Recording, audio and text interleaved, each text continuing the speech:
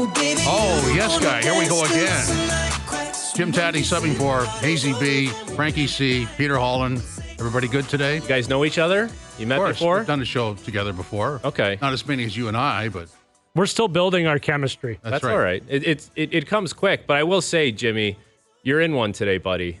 Like, I think Peter and I need to give you a little payback because you've done Leaf games for a long time, meaning you've done Leaf games where Peter and myself have been playing.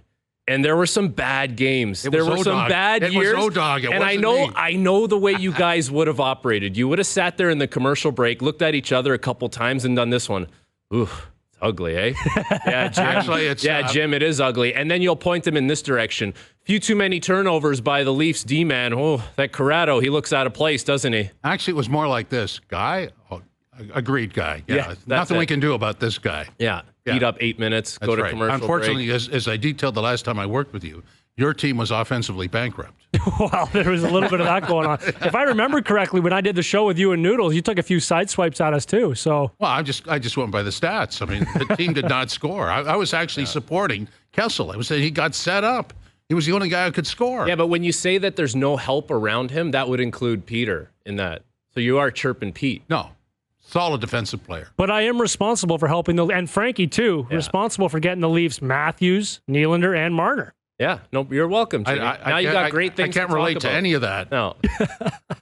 But you would have ran us over the air. That's okay. We'll let it go. We'll let bygones be bygones. We're going to work together today. What, Pete, if this guy was doing an intermission hit with the O-Dog during those games, what would he have said? Like, what would have been a bad period for you? Oh, man. Not very much ice time for one. Probably a couple turnovers, couple missed checks. Oh, no, we didn't get into that. No. Yeah, I never touched on that. Big picture stuff. Yeah. There were other things to talk about, like keeping Owen his seat. If you work at TSN long enough and you do enough around here, you'll hear the term big picture so often. Like, let's go big picture on this one. Yeah, that means what you said is irrelevant. That's the code. No, that means we don't want to get too into it. Let's just go big picture. Yeah. We'll skirt by it. Why spend time over here when you've got all of this? All of this. Yeah. So welcome to the proceedings, everybody, on TSN 2 for the duration and on TSN 1050 as always for the duration. Of course, it's trade deadline day in Major League Baseball. Verlander's already gone to Houston. The Jays have acquired a shortstop, DeJong, from St. Louis. That's their third player from St. Louis in a week and a half. And, of course, Bichette, when he hit the brakes last night, rounding first, I guess it was like some sort of a shock failure on his right knee because he's out. But we don't know how long, though. No. It was kind of weird, though, when he rounded the base. It was one of those things where he knew right away. It was like, uh-oh. Well, something happened here. You know what scared me about it? Like non-contact ACL injuries typically look like that, where you're running and then something happens. You almost like grab the front of your knee, and right away I'm like, no, please don't be that. And you don't think it's going to be, but it sounds like it's not going to be an ACL, and Bo Bichette will be back before you know it. But at least they have a little stability now at the shortstop position in the infield. They get a little insurance with DeJong and maybe a little bit of an offensively challenged bat, but very good defensively. His numbers look excellent, and he'll be a welcome addition with Bichette on the sideline for a little while at least. Yeah, and so you like what they've done. They got a righty-lefty in the bullpen to shore that up as Romano goes out. Bichette goes out, and there's a replacement right away. And as the deadline clears at 6, we'll see what else they do. Is that Jordan Hicks you're talking about? Jordan Hicks. And, I am so fired up for this Jordan Hicks. Me too. I'm looking forward to watching him just chuck some heat. Well, and that's exactly it, because the Jays have needed someone to come out of the bullpen and throw smoke for a long time. It's like the Jays' narratives are the same year after year. In the offseason, you're like, okay, like they've shored things up. The bullpen has been really good this year for the most part. And Nate Pearson has been that guy that is able to hit triple digits coming out of the pen. But Jordan Hicks being able to do it with Romano and the back issues, and it's nice to have. And now we're getting to the point with the Blue Jays where it's like the pieces are falling into place. Ross Atkins is going out, doing his thing, acquiring players to try and give this team a chance to be all it can be. It just needs to come together at the right time. And, I think going back to 2015, how that team was close. It just needed to come together, and it was a really exciting ride. And obviously, Jimmy, you're going to run down the show. I don't want to steal your part of the show here, but we're going to have Chris Colabello on the show at 5:05, and he's going to tell us all about that. Yeah. Sorry, Jimmy, I don't mean to steal your material there, pal. That's it, but you did. I mean, you knew what you were doing. I mean, that was no accident what you did there. You had that all planned. Payback number one. You stepped on my grass, and now I'm going to have to do something about that. I just want to sort of back up your point and say that the guy who throws smoke was on the hill for the Orioles last night, Bautista, who got away with a couple, one outside and one high. But when you have that reputation. Yeah, but it's not really close. I understand the Blue Jays being upset about some of those strikes. They were not strikes. Like, they're outside the zone, and I guess when you do have that reputation, it goes a long way. But I think, whether it was Chapman or John Schneider who's barking, like, everyone has a right to kind of be upset in that moment. I was trying to make out what Schneider was saying to Chapman when he was kind of losing it. Like, was he telling Chapman to just take it easy because he didn't want him getting thrown from the game? I think somebody said, "Oh, no, not again." Is that right? No. Yeah. Are you sure he wasn't barking at the ump? Well, I know. I saw him say Chappie, but I would imagine he was barking at the ump as well. But those guys have had a little bit of a back and forth, Chapman and Schneider, and it's good. Like, it's good to have that competitiveness right now. It'd be nice if they could start winning some games within the AL East. It's been a big issue for them. Yeah. 7-21 in the AL East. I mean, we've beaten that to death. We'll continue to beat it to death. Something you guys could have something done, has to. Yeah, well, Jimmy, when you lose a lot of games in the Atlantic Division back in the day, you didn't make the playoffs, and that's why you have good players now on the Maple Leafs. But no, like, that's been the biggest thing for the Jays. Like, they're a good team, 59-48. Everywhere else around the league, they're doing great. They should just play more National League teams. So that's been the recipe for them. From both of your experiences, this is what Dave and I worked out, Dave Feschuk and I worked out yesterday, and it's a common conclusion. The Jays are in a good spot, but they haven't been the total value of what they are. They've had to deal with some things like the 7-21 in their own division, sometimes sloppy defense, sometimes Vladdy not doing what Vladdy is capable of, sometimes the pitching going south. So you wonder, this is the half full, half empty glass routine. If they were all to sort of get all that together at the same time, where would this team be? Because it's in pretty good shape right now without some of that. Yeah, well, and it's funny, like, listening to some of the American broadcasters and pundits talk about the Blue Jays. They're just always this, like, popular, sexy team to pick, right? Like, Vladdy, Bo, some of the pitching. I know Manoah coming into the season had a lot of high hopes, and it hasn't been his year. But even Gausman, Barrios, like, there's a lot here, and it always seems like the American pundits say that this Blue Jays team is the team to watch out for. Watch out for this Blue Jays team. And it's been a little bit of, like, one thing goes wrong, one thing goes right for them. And it's not coming together at the same time. But with all that being said, at least, and today's the trade deadline, Ross Atkins is doing everything he possibly can to give this team an opportunity to reach that full potential. If you're a player in that clubhouse, that's all you can ask for, because now's the time. Like, what are you going to wait for? This team needs to be good now and needs to make a push now. Okay. Sorry, Peter. Let me interrupt, because we're going to do this all day long. Now you're stepping on my grass. Well, okay, so now we're, it's all even. He did it to me, I did it to you, and we're all even.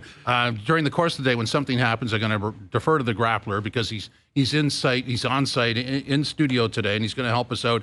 This is not a trade, but we will go back to him for trades. This is more Blue Jay news. Grappler? Yeah, so John Schneider speaking to the media now, and it's not a ton of information, but what I do believe is a positive update on Bichette. Blue Jay shortstop Bichette had an MRI last night, revealed no significant structural damage, just inflammation day-to-day for now. It's back on, baby. Yeah. The chase for the World Series is back. Just grind the rotors down, and away you go. No brake job required. That's good. Hey, listen, that's the perfect case scenario for him, right? No structural damage. A few weeks, he'll be back, and he'll be a very welcome addition. Like, I believe he still does lead the American League in hits, Bichette, and he's been cold the last little while. Well, I believe he does lead the American League in hits, but he makes up like 15% of the Jays' hits as well, which is far and away the best in the league. I think the next closest is like 13.5%, and they're all like increments from there. So it'll be good to have him back in the dressing room. It can't be overstated how important Bichette is for this team, for, having that bat in the lineup, and even just like the kind of juice he brings into the game. That's Bichette, man. So it's nice that he's not going to be out for a long time. Okay, the aforementioned setting up the show. So in our next segment, actually not in this segment, at 4:15, I had the wrong commercial breaks in my brain.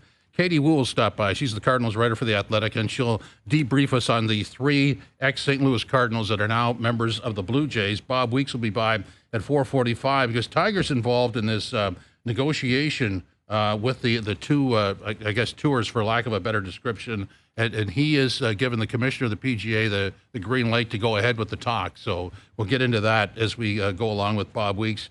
Chris Colabello, as you mentioned, will be here at 5:05. He's my guy, Jimmy. Yeah, he's going to talk to us about trade deadline. And I didn't have time to really get into this with you guys earlier. Travis Snyder has a great tweet out there. If you can go to his site, where he brings the humanity back to trade deadline day, which is something I think I've done this on other subjects with other athletes. We always take the humanity out of the equation, and it becomes a fantasy game. You know, all stats, and this guy will do this over here, but they are real people. And his tweet, it's lengthy, but it really maps out a lot of detail on what happens to you when you're traded. We always forget that, right? There is a human element to it. There's players that have been around that have played for a bunch of different teams. I think the thing that Travis Snyder and his tweet really outlined for me was, you know, you enter the league, you have these high hopes, you're a first-round pick. You have it in your head how you want things to go, and it doesn't always go according to plan. And it's hard to get away from that, right? Like you always want it to be the case. And sometimes there are things that happen that are out of your control. It's hard to deal with that. And that's when, you know, you see careers kind of maybe veer off the rails, or players underperform. And, you know, he was talking about how he was traded basically in his hometown in the middle of the game playing for the Blue Jays. That's, you know, that's hard hitting stuff right there. I get it. But I was a fan of his when he played for the Blue Jays. I love Travis Snyder. Well, I thought his tweet was great, especially, you know, being a former player myself and been through a few trades. It is a huge thing to consider, especially guys who have families too. You're just getting up and moving, and your kids got to transfer schools. Maybe they come with you, maybe they can't, based on different circumstances. But I did think he brought a great human element to it in his tweet. But yeah, I mean, it's important to remember that we're not just robots who go out there and play the game. Exactly, Jimmy. Yeah, when you're roasting us on the radio, just remember that we're humans, and, you know, we don't walk around with our hockey equipment and our helmet on. How weird is that, though? Mid-game, can you imagine being like middle of the second period and the coach just tapping you on the shoulder and being like, hey. I believe it happened to Mike Camilleri. Didn't the Habs do that? Yeah, I think it was Camilleri that got traded in the middle of the game once. Well, normal procedure now is they just scratch the guy. Yeah, well, they'll scratch you for 3 weeks before. Well, that's what I mean. Or longer. Yeah. Oh. Yeah, good thing there's no healthy scratches sitting here. Yeah, but Jimmy, the difference between that is that there were teams that wanted those players. When you clear, I actually set you up. You thought I was swiping you, but I actually set you up. When you clear waivers in the middle of the season, Jimmy, it means no one wanted you at that moment. But we won't get into that. No, we're going to keep it civil today. Yeah, absolutely. It's been a while since I've seen you. You look good. You dressed up. I did. Yeah. Is that a new tie? No, it's an old one. I can tell. Yeah, thank you. Wow. You see, now that just pushed you a year ahead in the Tatman's broadcast school, because you did it on the air, which is impressive. Yeah. Yeah. I just ran over your tie. And I'm not even sorry about it. And, you know, I've seen your tie collection, so excellent choice today. Thank you. I'm not wearing a tie for those listening on the radio. Okay. So coming up later on, also Know Your Teammate, which will be great for you two guys. Confirm or deny at 6:05, and at 6:25, Richard Griffin. Griff will stop by because the trade deadline would have passed, and we'll know what the Jays are up to and everybody else. So plenty of things to talk about. Still more going on for the Jays. Like I would still like to see that right-handed power bat. Like a lot of talk about Teoscar coming back into the mix, and like if you can bring back Teoscar, you're getting him for less than what you traded him for in the first place. Well, his value's gone down. Yeah, he's not had a great season, and like maybe he comes back to Toronto and you get a good deal on it, and it's like now he's, you know, it's a familiar face, familiar teammates, like. There's a comfort level there right away. He comes back. He knows the staff. He knows a bunch of the guys. You know the way it is, right? Like you go back to your old stadium, you get those old feelings coming back again. Like it's like playing your home course. Yeah. You can just feel that tee shot. You don't have to worry about the water or the bunker. Did you have you must have had an arena somewhere around the league where you're like, this one feels good. Every time I walk into this stadium, I just know that like it's a good feeling. I usually play well here, and that's the highlight reel that's going on in your head. I didn't have a stadium, but the first thing that came to my mind when he said that was Chicago. Oh, For whatever reason, it was just like I always had like a good night against the Blackhawks. Yeah. And I remember finally JVR threw my number on the board one night. He's like, hey, you better put some money up. Because you were playing well in Chicago? I was playing well against Chicago. We'll just explain that to you, Jimmy. So I was going to say, because for broadcasters, you can't go back. No. Security gets called. It's ugly. Yeah. Well, okay, so what Pete is talking, like if guys kind of realize if you're hot in one building, like Pete, like he's always playing well in Chicago, he's putting up points, guys will get on your case like, hey, you need to open the pocketbook up here, throw some money up on the board because you want to win tonight. Like, you want your effort to be going towards a win. So JVR got him. It wasn't even that I was playing well in Chicago. It was just against the Blackhawks. For whatever reason, I was having good offensive nights. And so the media asked me about it one time. What is it about playing against the Blackhawks? And I think I made an offhand comment. I was like, I don't know. I guess I'm a bit of a Blackhawk killer. You said that? I think so. Of course, jokingly. But then next time we played the Blackhawks, JVR had my number. Jimmy's a broadcast killer. Go ahead, Jimmy. Oh, thank you for that. So talking about the Jays acquiring yet another one from St. Louis, and it is Paul DeJong today, the shortstop. So he's going to add in for whatever Bichette misses and, of course, contribute defensively. Katie Wu is here, Cardinals writer for The Athletic. Katie, welcome. How are you? I'm good, guys. How are you today? Good. So take us through, first of all, the reaction in St. Louis to three guys getting traded to the Blue Jays. Yes, of course. The Cardinals and the Blue Jays, once again, third time's a charm over the last 2 weeks, completing a trade, this time for Paul DeJong, in what looks like an emergency rental acquisition with Bo Bichette's future up in the air. It makes sense, right? Obviously, the Cardinals are familiar with Toronto's system, given the work that they did extensively in trading Jordan Hicks on Sunday.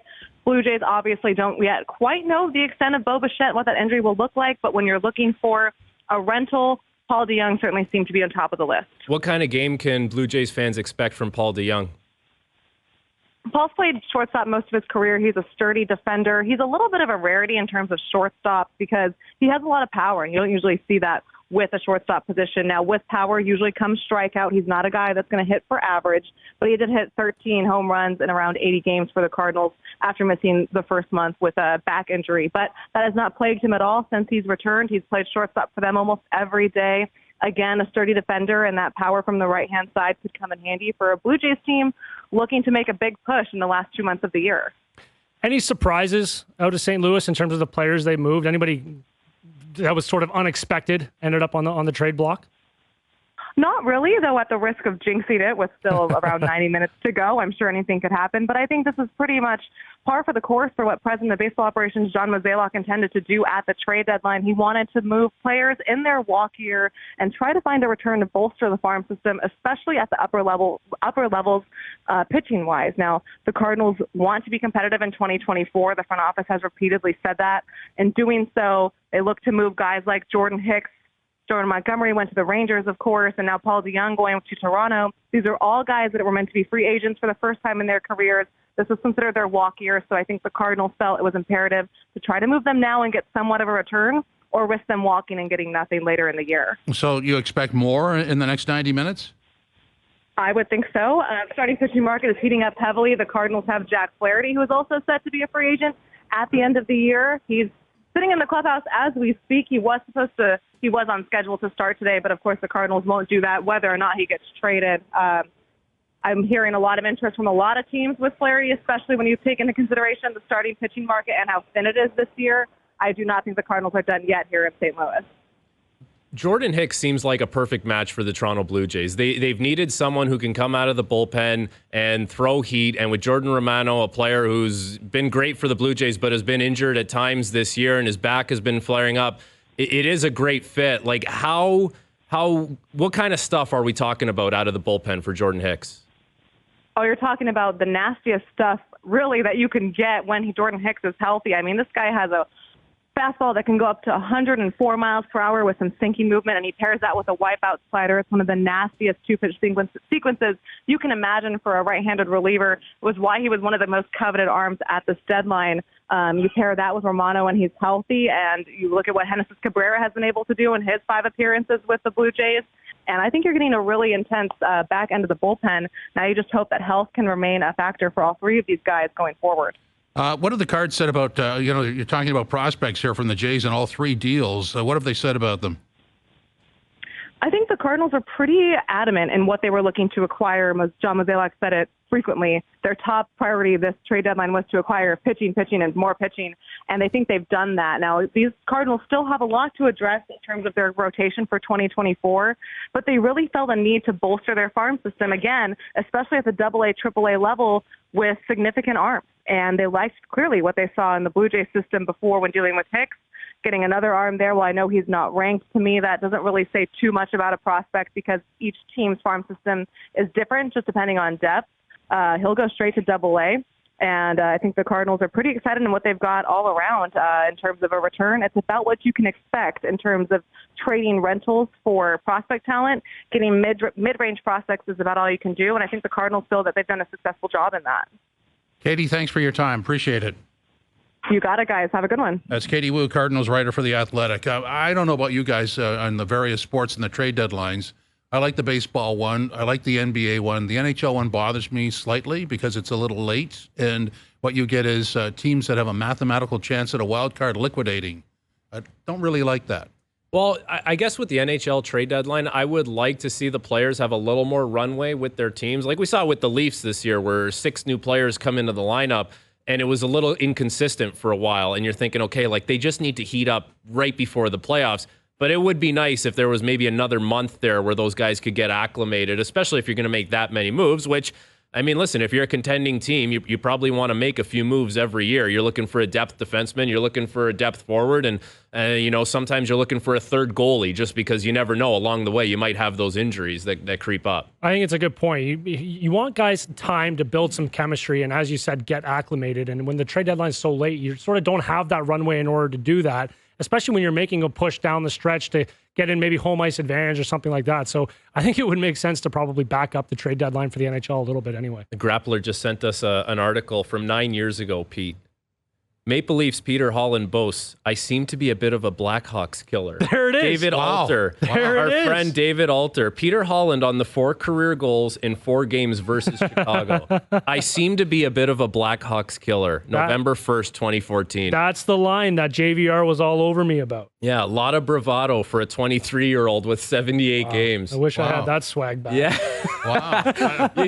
You should be walking into the gym right now saying, like, I was a Blackhawks killer, boys. You guys have no idea. Yeah. You guys don't know who you're messing with. Meet my buddy Peter Chicago. Yeah. Yeah. Yeah. Well, hey, listen, you got to be confident. It's always interesting because, you have to walk that line about being confident, acting like you belong, wanting to be there. But then if you step over just a little bit, it's like, that guy's too cocky. Oh, man. right? Speaking of scoring against Chicago, it was the one hockey night in Canada game. I think I had 2 goals and an assist. I was first star. And the next day at practice, Mr. Cronin, our assistant coach, he comes up to me. Coach of the Ducks. Yeah, coach of the Ducks. He comes up to me, and I thought he was going to say, hey, great game last night, whatever, keep it going. He goes, hey, Holland, don't let your head get too big. Wow. Oh, classic. See, that never happens in broadcast. Man. No? Everybody's even keel. Really? Very I find that respectful. very hard to believe. Very respectful, Yeah. even keel. Yeah. Yeah. That's No when God. guys are saying, yeah, better make sure that door is a little wide. Taddy's trying to walk in today. Oh, guy. That's Yeah. before the pizza, too. Yeah. Yeah, I miss that. Well, Peter will go get you. Don't be asking Peter to go get you snacks during the show either. You've pulled that stuff with me. It's not going to fly today. Am I the coffee boy now? No, Pistol's my guy. You're not pulling that garbage with him. No funny business. Just because you say pizza, not coffee, doesn't mean I'm not the errand boy. Whatever, guy. Yeah. Yeah. Yeah, Let that go get me a bag of chips, guy. Yeah. You think he gives you any change to go get the bag of chips? Here's the coming out of your fund. Here's the cue. Don't see any snacks here. Yeah. Yeah, that's if you see me doing that, you have to leave within seconds. Nonetheless, Swayman arbitrator rules 3.475 1 year, and the trick is he gets to go back to arbitration next year. Yeah. And you know what? So Samsonov gets 3.55. Swayman gets just under that. And the ask was 4.8, and the offer was 2. in Yeah, the Swayman case. and the Bruins were further apart than Samsonov and the Leafs were. Yeah. Listen, that's the going rate. That's the comparable. The Leafs are getting their starter in the tandem at 3.55, and the Bruins are getting their 1B or their second guy in the tandem at 3.475. Listen, the Leafs goaltender salary cap situation right now is excellent. Oh, yeah. You have both your goaltenders the first essentially time. under $5 million. Matt Murray is completely off the books. That's like a get-out-of-jail-free card. Now, at some point, they're probably going to need to sign like a third guy. Noodles was talking about it last week, how they should sign a third guy with some NHL experience, maybe someone you could sneak through waivers and get to playing with the Marlies because Joseph Wall is probably not getting through waivers. But, I mean, their goaltending position, as long as Samsonov stays healthy and Joseph Wall continues to progress, I love the salary cap number, and it could be a very good, like it could be a position of strength for this team this season. So what if it is what's been rumored? What if it's Elliott? Well, that's fine. Brian Elliott, Is he going to clear veteran waivers? guy. Oh, I would imagine he's going to clear waivers. He's getting up there in age. Like, you got to think, if you're going to claim a goaltender on waivers, that means you want to carry that goalie on your roster for at least 30 days, right? So unless you have a goalie getting hurt at training camp and now you have a massive void and you need to pick him up, the thing is there's going to be a lot of goalies going through waivers at the exact same time. Right. And there's going to be at least a couple goalies that have had successful American Hockey League seasons or guys that are younger with NHL experience. Like, you got to figure that might not be the first priority goaltender going through the waiver wire after training camp. And the difference with Wall is because he's so young, somebody may take a stab at him in terms of putting him on the roster. Well, it's the old Jerry Sparks, right? Like, Jerry Sparks won the Calder Cup, and Kyle Dubas decided he wasn't going to try and sneak him through waivers because he played so well. And Pickard got claimed, and that was his goalie with the Marlies that year. McElhaney got claimed, and he was the backup the year before with Freddie Anderson. Chances are Sparks would have got claimed. It didn't work out for the team. They were probably better off keeping Curtis McElhaney that year. But at the same time, if you lose Sparks and he goes off to another team and does incredibly well, it's like there's the same old narrative of the Leafs not drafting, not developing, and not using a goaltender that they have within the system. Now they have an opportunity to do that with Joseph Wall, who's, I mean, goalie guys love him. Like, every goalie guy I talk to really likes this guy, whether it's from a technical point of view or, from a mental point of view. They just like his demeanor as well. I was going to agree with you. I don't know him from a hole in the wall. Pun absolutely intended there, but I really like the way he comes across in the media. He seems like a calm, cool, and collected guy, and I think as a goalie, that's the demeanor you have to have. I think that gives a lot of confidence to your defensive core and your forwards who know, hey, we're going to make some mistakes. We're going to turn the puck over, and he's going to be there for us. So let me ask you this: the way you described a really good goalie, did you guys play with a guy who wasn't like that? Well, listen, you know that room, right? Like, you know the way it is. Like, after practice, there's how many media members in there every day? Between 12 to 20 on any given practice day. Easily. Every morning skate, there's more. Like, you need to be one of two ways if you're going to be a goalie, I think, in that dressing room. You got to be a guy like Samsonov, who it just seems like he's going to say whatever he's going to say, and he's just kind of in his own world. Or you're like Wall, where it's just, you're calm and everything it doesn't really seem to bother you, and you go about your daily business. They're two kind of different guys, but it seems like they get the same kind of result when it comes to that mindset. Yeah, I mean, there's no secret that Toronto media is definitely around all the time, and that can add pressure to people who aren't, or players that aren't familiar with it, but... Who did we play with? That, like, Jimmy, I think, is alluding to a goalie that we played with. Well, no one's jumping out to me. We played with Reimer, Bernier, Freddie Anderson, Jonas Enroth, Curtis McElhaney, maybe at Jerry another Sparks. level. There had to be somebody who wasn't wired right. Well, there's the old adage that goalies are a little loopy. Yeah, the right? goalies are a little different, but I would say for the most part, our group, there wasn't too many wild cards with the guys that we played with. And we're going to get into this more at 5:30 with Know Your Teammate. That's right.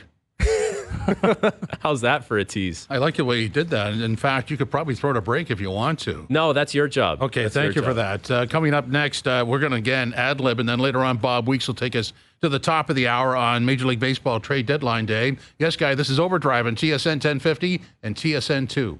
Oh, yes, Guy, the bonded segment 2 of OverDrive on a Tuesday. Jim, Tatti, Frank, Corrado, and Peter Holland nursing things along on Major League Baseball trade deadline day. Sometimes when you hear a manager or a coach react in the postgame, you go, now that's how you do that. So last night, obviously, Batista, there was a pitch to the outside, one that was high, very late in the ball game because Batista's a reliever.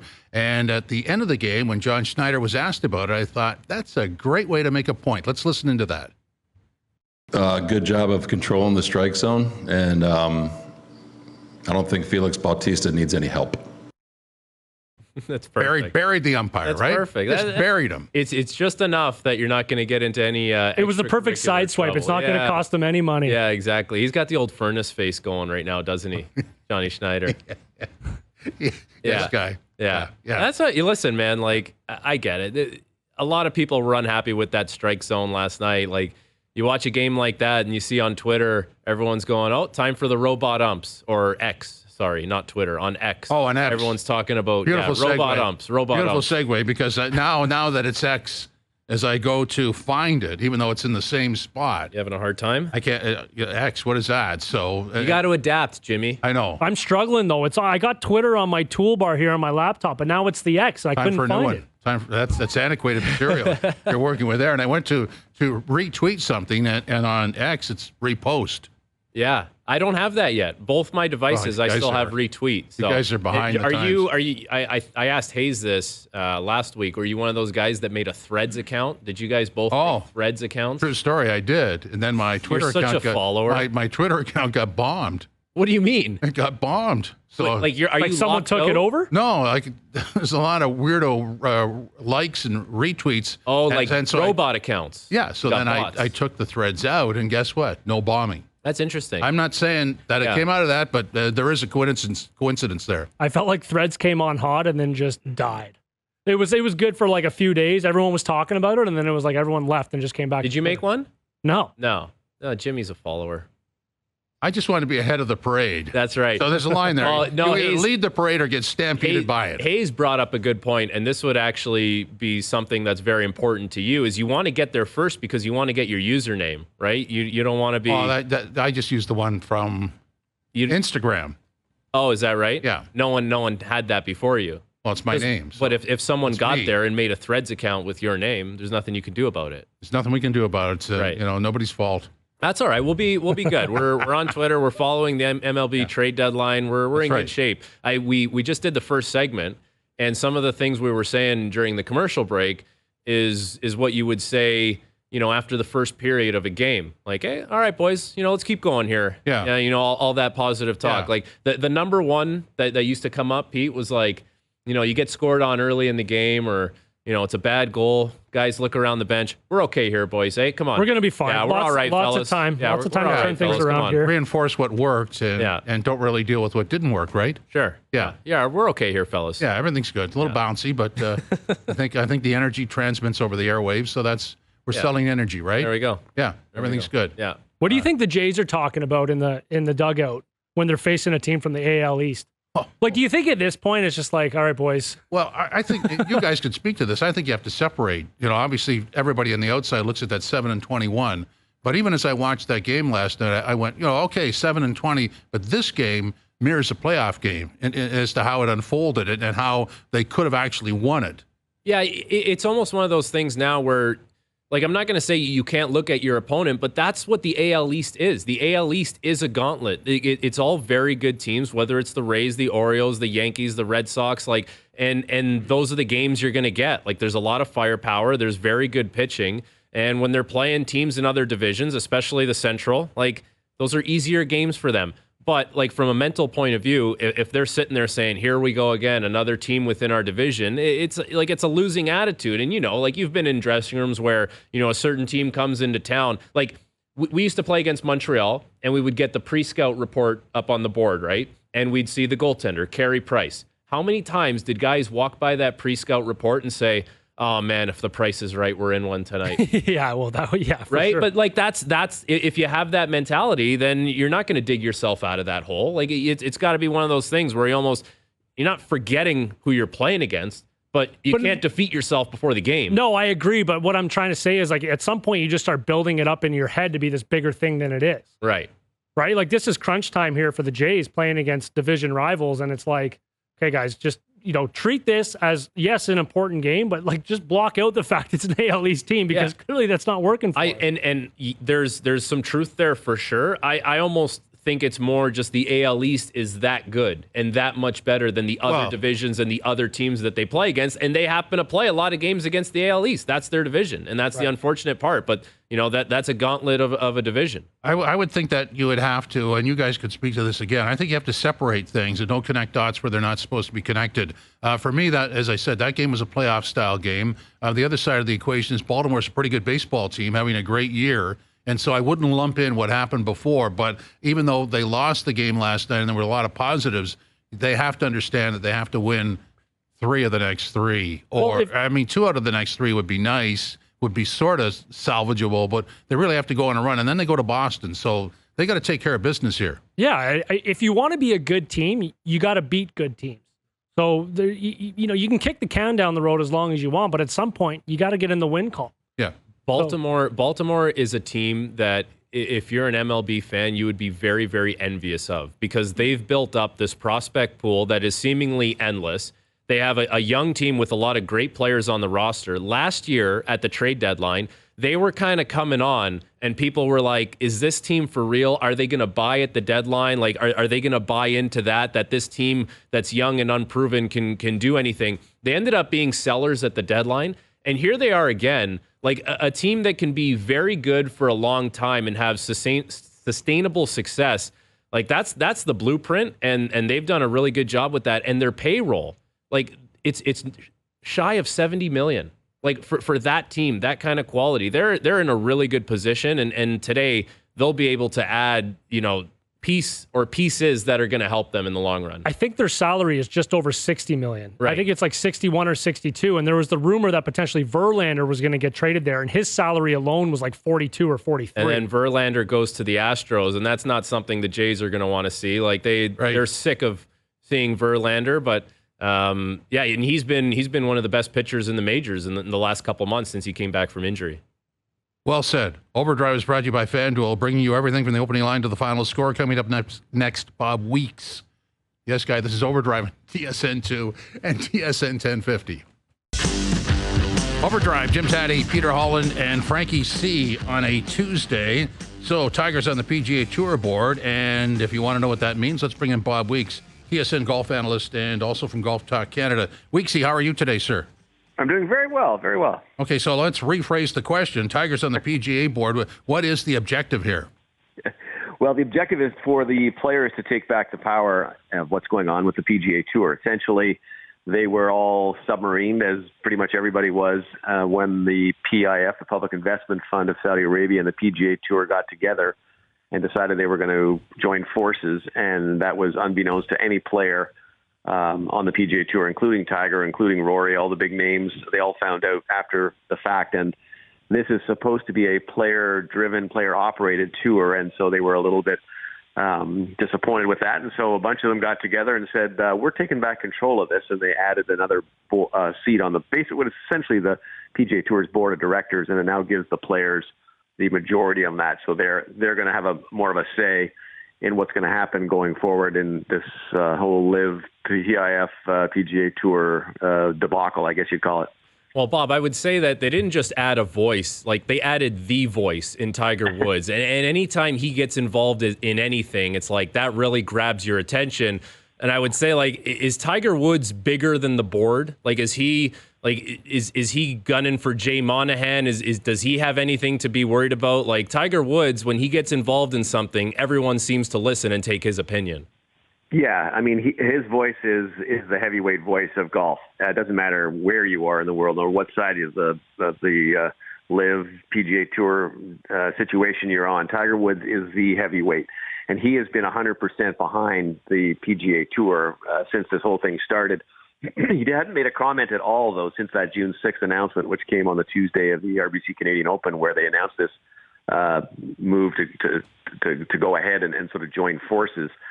And having him on there means that he's going to have all the PGA Tour players and probably some of the LIV players on his side in this whole battle. The next closest might be Rory, but Rory holds nothing to what Tiger does. And this is the first time he's spoken at all. So he chooses his time to speak very carefully, and I think he thought that this was an appropriate time, that the players were losing control of these directors who are not players went and round behind their back and made these deals. So that's going to stop. And if I was Jay Monahan, to get back to Jim's original point, if I was Jay Monahan, I'd be very, very worried, because one of the things that Tiger Woods said today in his statement was, Jay Monahan has my full support, which you all know what that means. Ooh. That's like saying this guy's not on the trade block. Right. And the next day, see you later. Yeah, see ya. Yeah.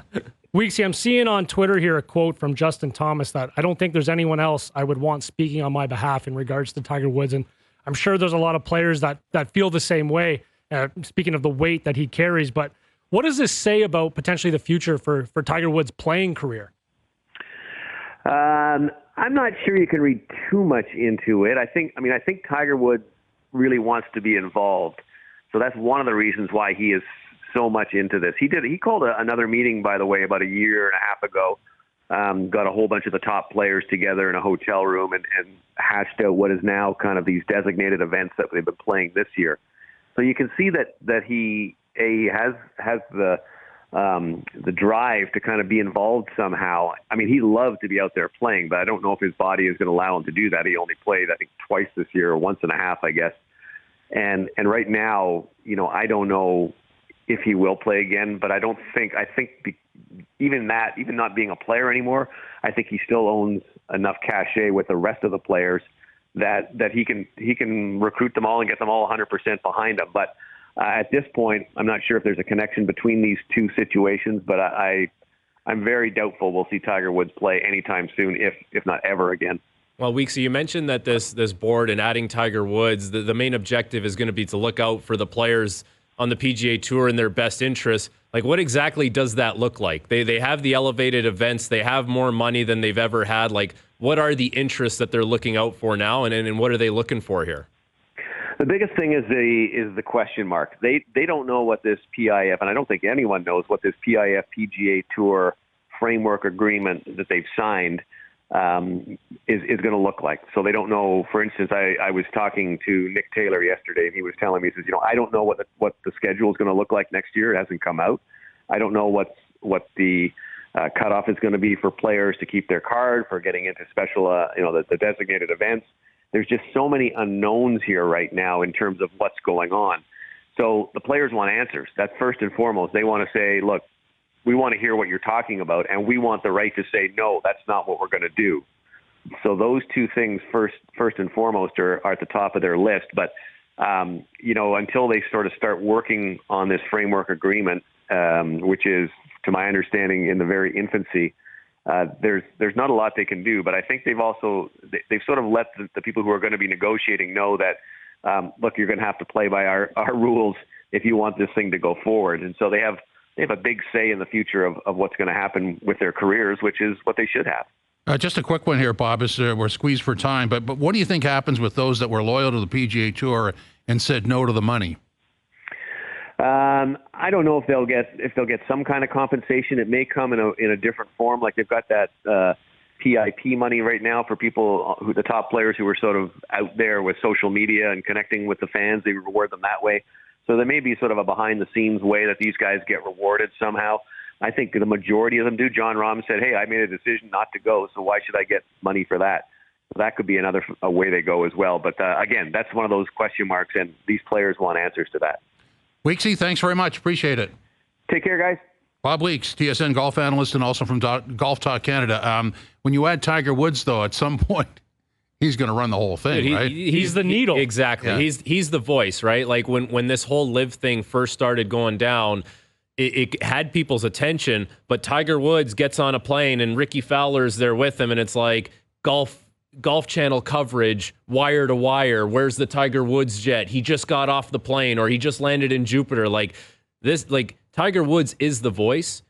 What Tiger Woods says, his influence is going to be what goes. Like, who's going to go against Tiger Woods on that board? I feel like he's going to have the reason golf is where it is today. Oh, he's the guy who's pushed. Yeah, absolutely. He's made the major contribution. And I also wonder, like Weeksy talks about Jay Monahan, like how he should be worried, right? Like, is Tiger Woods going to be the commissioner of the PGA Tour at some point? Like, I can't think of a better candidate at some. Like, if Tiger's done his career, why wouldn't it be him? And why would you not want him to do that? I mean, this guy built the game, the business model, and aside from the competition, he's done everything to put it where it is. Yeah. This is the guy who can take it to the next level. Well, but maybe he doesn't want it.